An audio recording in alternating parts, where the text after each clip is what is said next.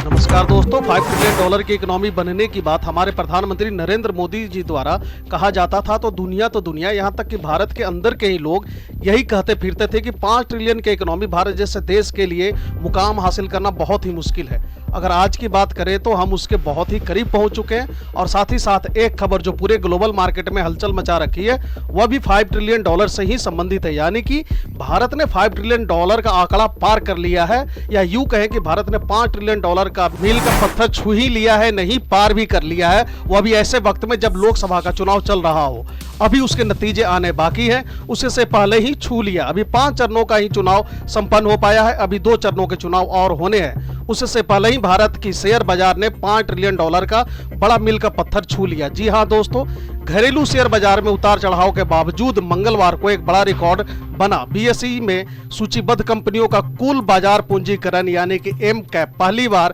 $5 trillion यानी 5 लाख करोड़ रुपए के स्तर को पार कर गया। भारतीय अर्थव्यवस्था के लिए यह एक महत्वपूर्ण मील का पत्थर है।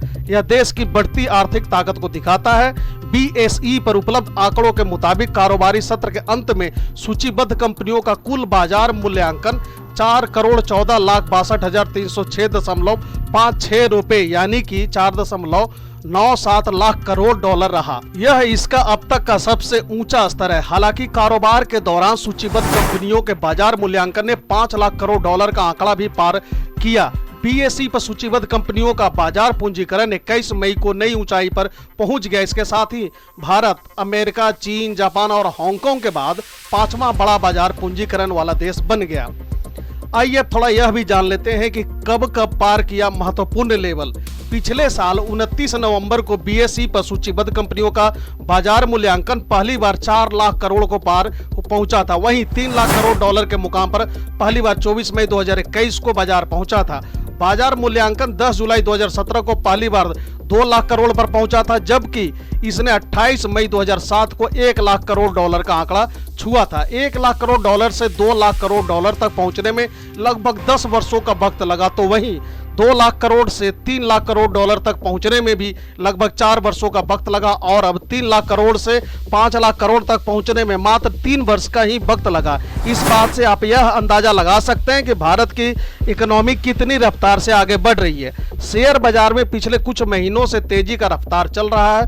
वर्ष 2024 में ही अब तक बीएसई का मानक सूचकांक सेंसेक्स 1713.05 यानी कि 2.37% तक बढ़ चुका है। इस दौरान 9 अप्रैल को सेंसेक्स ने 75,124.28 अंक का अब तक का उच्चतम स्तर भी छुआ है। हालांकि उतार चढ़ाव भरे कारोबार में बीएसई सेंसेक्स मंगलवार को लगभग 53 अंक के नुकसान में रहा। एशिया और यूरोप के बाजारों में कमजोर रुख और विदेशी संस्थागत निवेशकों की पूंजी निकासी से बाजार में गिरावट आई। 30 शेयरों वाला बीएसई सेंसेक्स 52.63 अंक यानी कि 0.07% की गिरावट के साथ 73,953.31 अंक पर बंद हुआ। कारोबार के दौरान यह ऊंचे में 74,189.19 तक गया और नीचे में 73,762.37 अंक तक गोता लगाया। सेंसेक्स में शामिल शेयरों में 18 नुकसान में जबकि 12 लाभ में रहे। भारतीय अर्थव्यवस्था के लिए मंगलवार का दिन मंगल लेकर आया। एक साथ ही 3 बड़ी खबरें आई।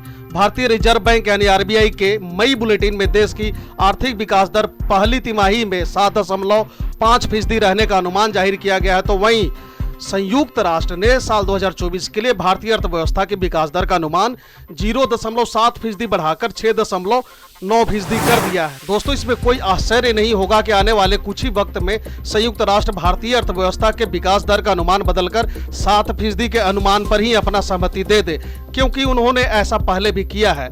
उसने इंडियन इकोनॉमी को दुनिया में सबसे तेजी से बढ़ने वाली बड़ी अर्थव्यवस्था भी करार दिया है। तीसरी गुड न्यूज शेयर बाजार से आई है। पहली बार बीएसई में सूचीबद्ध कंपनियों का कुल बाजार मूल्यांकन $5 ट्रिलियन यानी कि 5 लाख करोड़ रुपए से ऊपर के स्तर को पार कर गया। यह भारतीय अर्थव्यवस्था के लिए एक महत्वपूर्ण मील का पत्थर है।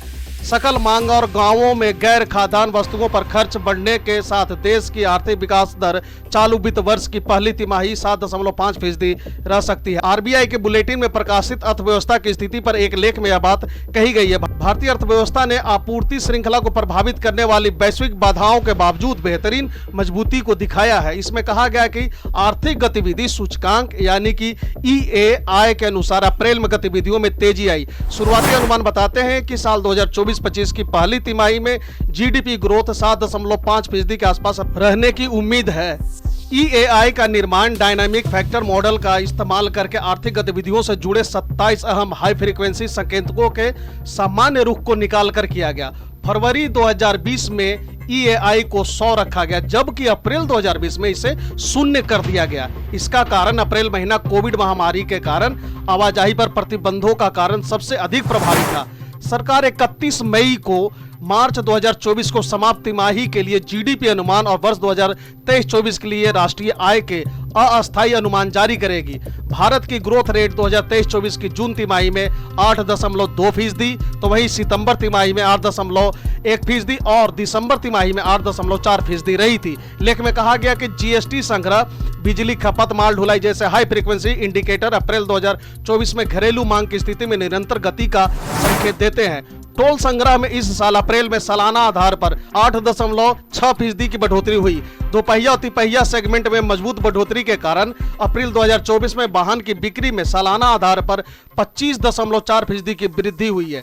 रिजर्व बैंक के deputy governor Michael Devvrat Patra की अगुवाई वाली टीम के लिखे लेख में कहा गया है, इस बात की उम्मीद बढ़ रही है कि भारत बहुप्रतीक्षित आर्थिक उड़ान भरने की दहलीज पर है। हाल के संकेत यह बताते हैं कि सकल मांग बढ़ रही है।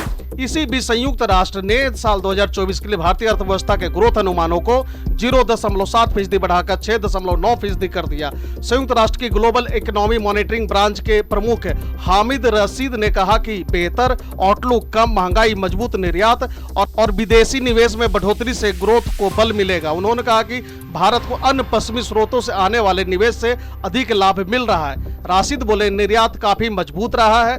भारत कई पश्चिमी कंपनियों के लिए एक वैकल्पिक निवेश स्रोत का गंतव्य बन गया है। राशिद ने आगे कहा कि रूसी तेल की विशेष आयात व्यवस्था से भारत की लागत कम हो रही है, इससे देश की अर्थव्यवस्था को फायदा हुआ है। तो दोस्तों, यह थी भारत के शेयर बाजार का $5 ट्रिलियन के मील के पत्थर को छूने की खबर। इसी तरह की इंफॉर्मेटिव वीडियो देखते रहने के लिए बने रहे हमारे साथ। Thank you for watching. God bless you.